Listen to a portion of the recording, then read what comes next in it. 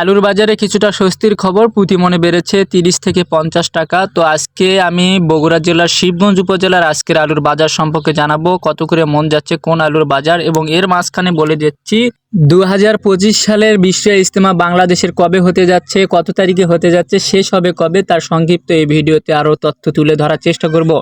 তো বিশ্ব ইজতেমা আমাদের টুরাগ নদীর তীরে মুসলিম বিশ্বের দ্বিতীয় বৃহত্তম ধর্মীয় সমাবেশ বিশ্ব ইজতেমা আগামী 31-এ শুরু হবে, 31শে জানুয়ারি 5ই ফেব্রুয়ারি পর্যন্ত এটা আখেরি মোনাজাত চলবে।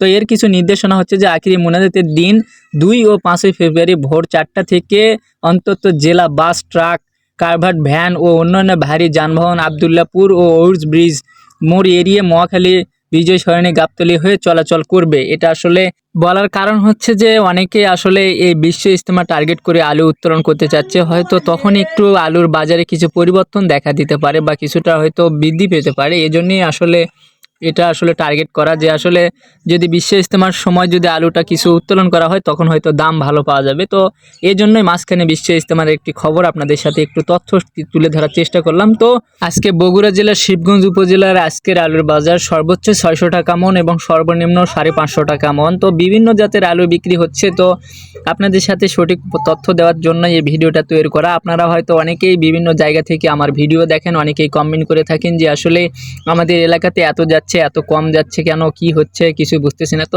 কাঁচা মালের বাজার আসলে সব জায়গায় সঠিকভাবে হয়তো দাম যায় না। অনেকের ব্যাপারই রয়েছে যারা আসলে রাস্তার একটা বিষয় আছে তখন একটু ভালো দাম দিয়ে থাকে। তো আপনাদের জন্য এই ভিডিওটা থাকলো। ধন্যবাদ সবাইকে ভিডিওটা দেখার জন্য।